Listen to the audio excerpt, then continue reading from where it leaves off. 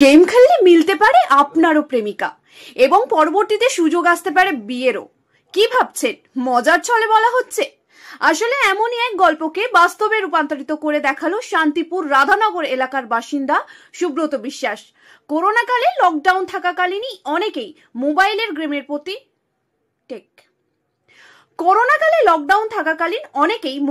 গেমের প্রতি আসক্ত হয়ে গিয়েছিলেন। দিন রাত মোবাইলে গেম খেলেই করোনাকাল পার করেছেন অনেকেই। তবে এই মোবাইল গেমের লাভ ক্ষতির অঙ্ক হিসেব করে দেখা গেলে বেশিরভাগ মানুষের ক্ষতির পরিমাণ বেশি হলেও সুব্রত বিশ্বাসের আখেরে লাভই হয়েছে। যোগাযোগটা হয়েছে ফ্রি ফায়ারের মাধ্যমে।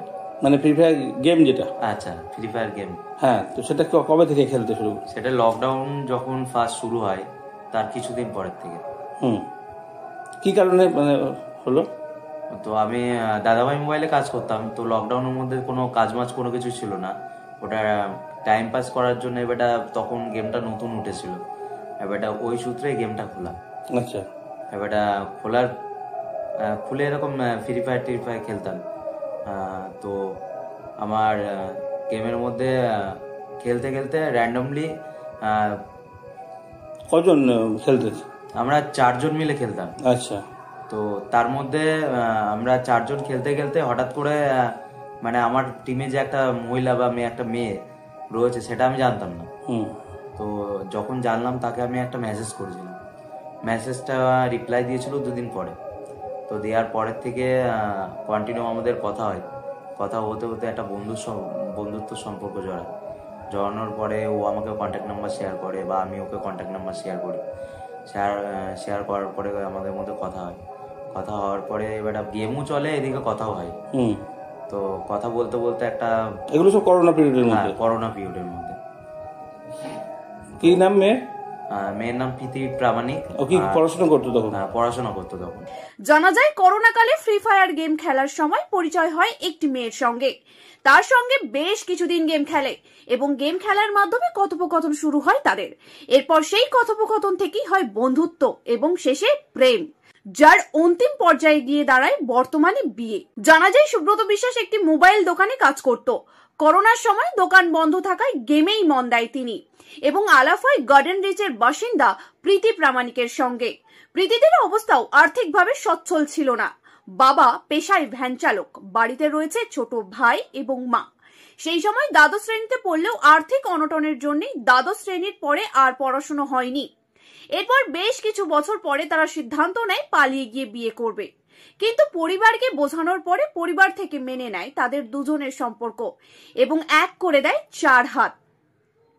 ওই 5-6 বছর। তখন আপনি কি করতেন? তখন আমি পড়াশোনা করতাম, ক্লাস 11-এ পড়তাম। আর তারপরে পড়াশোনা করতাম, লকডাউনের সময় গেম খেলাটা মানে বেশি হয়ে গেছিল একটু, তখনই আলাদা হয়েছে। তখন স্কুল টুল বন্ধ ছিল বলে? তখন স্কুল বন্ধ ছিল। তো খেলতেন যখন, তখন অন্য কোনো মেয়েরা খেলতো নাকি বেশিরভাগ ছেলেরাই খেলতো? না, আমি মেয়েদের সাথে তেমন খেলতাম না, ছেলেদের সাথে খেলতাম না, একা একা খেলতাম। আর আমার ভাই আর ও যে মানে এখন যে আমার হাজবেন্ড, তার সাথেই আমি গেমটা খেলতাম, আর কেউ খেলতাম না। আচ্ছা, তো এখন কি তার জন্য গেম বন্ধ না খোলা রয়েছে? এখন গেমটা এখন বন্ধ করে দিয়েছি, কারণ ঘরেরও কাজ সব করতে হয় আর ওরও সময় হয় না, ওর জন্য গেম খেলা বন্ধ। তার মানে ওর সঙ্গে খেলতে এবার এখন সামনাসামনি পেয়ে গেছে, এখন দরকার নেই। আচ্ছা, তো বাড়ি থেকে বাবা কি করেন? আমার বাবা ভ্যান চালায়। আচ্ছা, মা ভাই বোন? ভাই আছে, ভাই স্কুলে পড়ে। তো পড়াশোনা করলেন না কেন শেষে গিয়ে? পড়াশোনার ইচ্ছা হতো না, তার কারণে মানে উচ্চ মাধ্যমিক পাস করলেন? তো উচ্চ মাধ্যমিক দিয়েছি, তারপরে পড়াশোনাটা আর করিনি অত।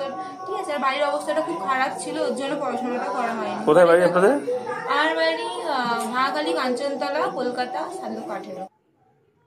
সুব্রত এবং প্রীতি জানাচ্ছে বর্তমানে সংসার এবং কর্মব্যস্ততার চাপে আর গেম খেলা হয় না। তবে গেমের যেমন ভালো দিক রয়েছে তেমন মন্দ দিকও রয়েছে। বিশেষ করে তারা বাচ্চাদের বেশি সময় ধরে মোবাইল গেমের প্রতি আসক্ত হতে বারণ করলেন এবং